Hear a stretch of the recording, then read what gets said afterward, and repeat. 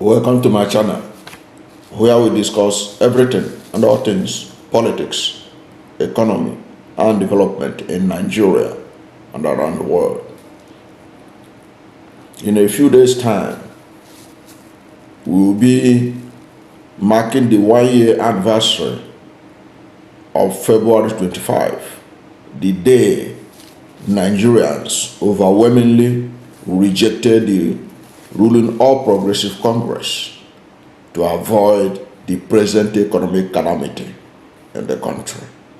But their rejection of APC was upturned by the Independent National Electoral Commission. Now, it is important that we look at it and see the lessons that could be learned from it. February 25 was the Presidential and National Assembly election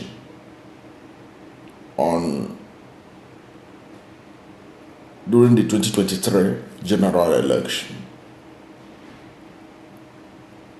And it was a keenly contested presidential election. Very keenly contested, the most keenly contested presidential election in Nigeria's history.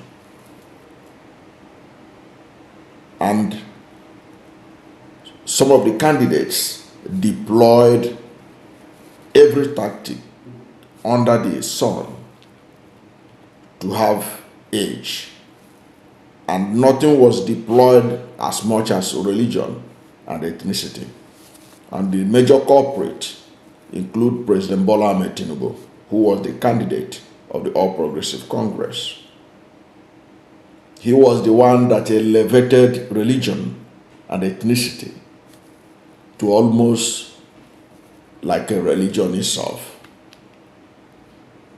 because he deployed religion and ethnicity to be able to push his campaign, to be able to convince people that he is the right candidate. Don't forget that it was President Bola Ahmed Tinubu that elevated ethnicity to the highest level in that campaign when he said, "It is my turn, it is Yoruba turn, it is my turn. Emilokon, it is my turn, it is Yoruba turn, it is my turn." It was widely published in all the newspapers in Nigeria. Say, "It is my turn, it is Yoruba turn." So he elevated ethnicity to the level that was unprecedented in Nigeria's political history, as well as religion, because he ran on not only that he ran on a Muslim ticket. Even before the 2023 presidential election, before he chose his Muslim ticket, which was seen as divisive and out of touch with the reality of Nigeria being a multi-ethnic and multi-religious society. A year before the election, in 2022, during the Ramadan period in 2022, in Oshobo, President Bola Ahmed Tinubu sent a message to the Supreme Council for Sharia in Nigeria that they should work hard. And you see the link. I'm putting the link for you so that you don't think I made this thing up. He told the Supreme Council for Sharia in Nigeria that they should ensure that another Muslim succeeds President Muhammadu Buhari. That was in a message Tinubu sent to Supreme Council for Sharia in Nigeria in a Ramadan program that was held in Oshobo. So you can see that he was the one that polarized the country with religion. Then you have Atiku Abubakar, who also deployed ethnicity and regionalism when he was invited at a stakeholders conference that held in Kaduna on what his agenda was, he said that what the country need now was a northern president. Only the candidate of the Labour Party, Peter Obi, was talking in terms of pan-Nigerianism. He was the candidate that was talking about capacity, transparency, and accountability. He was the one that was saying, do not vote for me because I'm an Igbo. Do not vote for me because I'm from Southeast. Do not vote for me because I'm a Christian. Vote for me because I have capacity. I can do this job. But Tinubu was saying, vote for me because I'm Yoruba. Vote for me because it is my Yoruba's turn. It is my turn. Vote for me because I'm a Muslim. Because he is the one that told the Supreme Council for Sharia in Nigeria to create political department to support Muslim candidates. Peter Obi never said anything like that. These days, you can see people go about social media, say that Peter Obi used religion, which was total rubbish compared to what Bola Ahmed Tinubu did in terms of using religion for that election. So Bola Ahmed Tinubu polarized the country with religion in that election. Yet, despite the polarization, Nigerian people still rejected the APC, but for the alleged manipulation of the election by the Independent National Electoral Commission. Now, ahead of the election, you have a situation where you talk about what are the financial powers of the candidates. President Bola Ahmed Tinubu has a heavy war chest. Since 1999, he has Lagos in his pocket, and Lagos is one of the richest states in Nigeria. And he also have APC that is in power. So he has a lot of resources, both his personal resources, the Lagos resources, and the resources of APC governors in several parts of the country. Atiku Abubakar, he is known to have a very large war chest, because Atiku has such a large war chest that he could be able to outmaneuver and defeat Nyesom Wike, the governor of Rivers State, who is also in charge of a state that is awash with cash. So he has a lot of money, and he also have PDP governors backing him from oil-rich Niger Delta. You talk about the governor of Delta State at the time. Delta is an oil-rich state. You talk about the governor of Akwa Ibom State. It's an oil-rich state. You talk about the governor of Bayelsa State. It's an oil-rich state. These people were awash with cash for the election. Peter Obi stood out. One, he wasn't awash with cash. Everybody knows that he doesn't give shish. Everybody knows that he didn't steal Anambra State money. But he had been a very wealthy man through his personal endeavor, even before he became governor. It's a well-known fact that Nigerians can testify. They could be able to trace the source of his wealth, unlike the other candidates whose claim to wealth and riches was tied to their links in government services and all that. So Peter Obi was the poorest of them all in terms of that election, but he was the choice of the Nigerian people. That was why there was crowdfunding for Peter Obi. Atiku Abubakar don't need crowdfunding. Tinubu does not need crowdfunding. The last time a candidate even tried crowdfunding was during the time of Muhammad Buhari, who also, like Peter Obi, is not known to have a big war chest to pursue his campaign. But Buhari self was luckier than Peter Obi, because Buhari has the support of the war chest of Tinubu, Bola Ahmed Tinubu, who has the Lagos State in his pocket.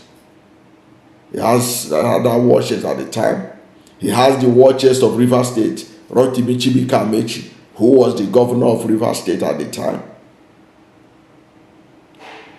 But look at Peter Obi and the Labour Party. They were neither here nor there in terms of resources. And before that election, in 2019, Labour Party presidential candidate got only about 5,000 votes. Many people have written Peter Obi off, but his integrity, his obedient movement, which was created by the young people of Nigeria, was the game changer in that election.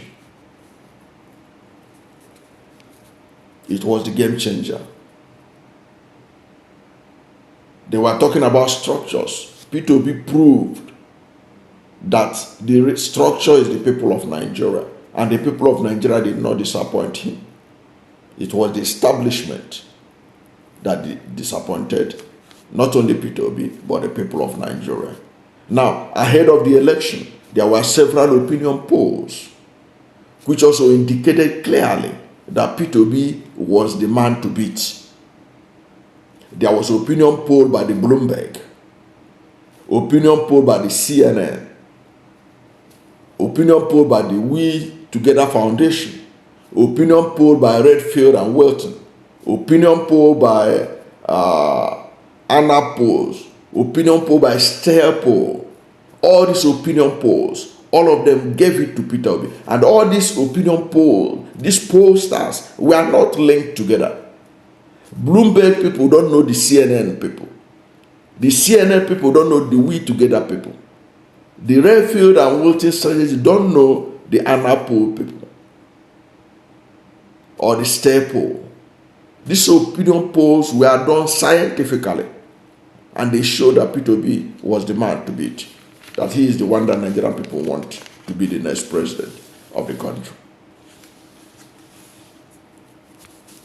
The only opinion poll that Peter Obi did not win, was not projected to win, was the opinion poll that was conducted by the Nation's newspaper, owned by President Bola Ahmed Tinubu. And that opinion poll gave it to Tinubu, that he is the one that will win. That was the only opinion poll that gave it to Bola Ahmed Tinubu. And the other opinion poll that gave it to Atiku Abubakar was that of the This Day newspaper, published by Nduka Obaibana, who is known to be an ally of Atiku Abubakar. No other opinion poll, independent opinion poll, gave it to Tinubu or to Atiku Abubakar.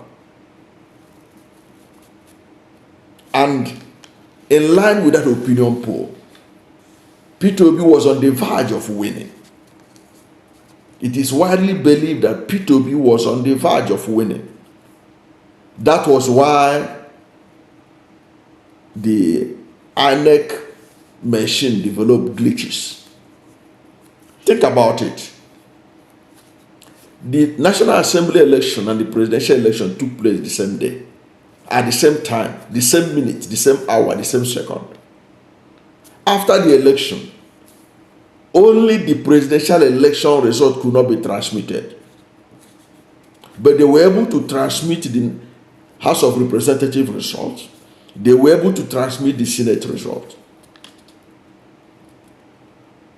So you can see that there is no way the failure of the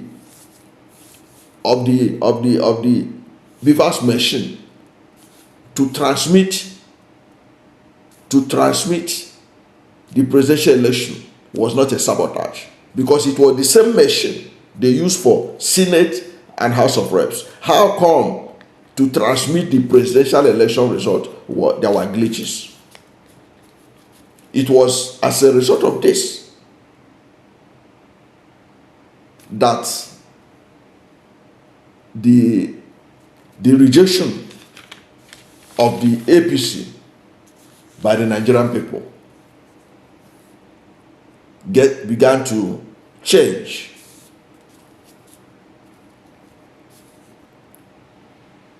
Began to change. Because the Independent National Electoral Commission betrayed Nigerians. And today, Nigerians are paying the price. As I'm talking to you now, the last time I checked, it is 1,825 naira to the dollar. And 2,025 naira to the pound sterling.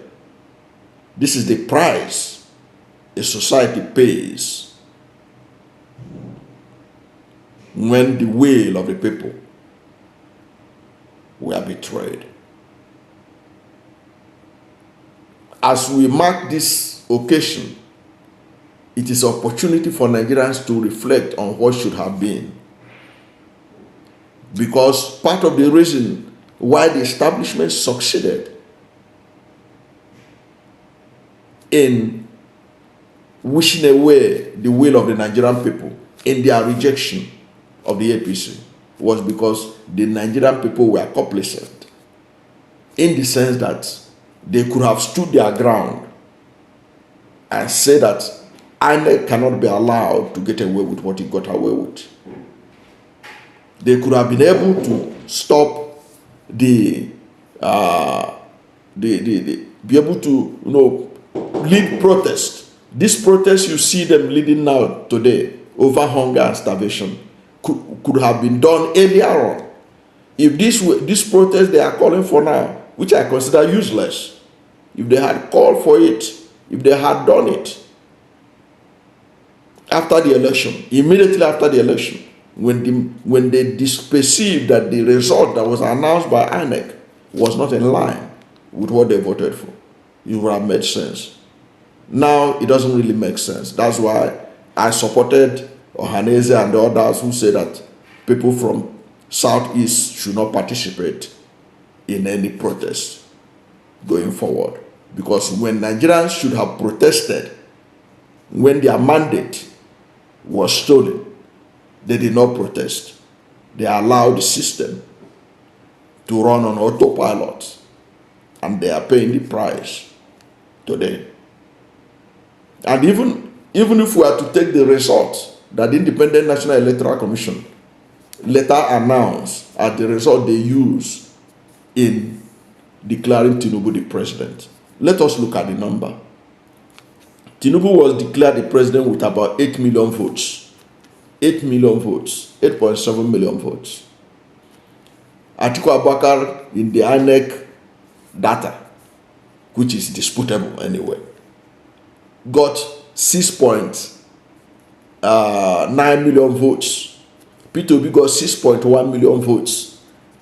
Rabi Musa Kwankwaso got 1.4 million votes. Now, if you calculate P2B's vote, Atiku Abubakar's vote, and Rabi Musa Kwankwaso's vote, you see that it was about 15 million votes or thereabout.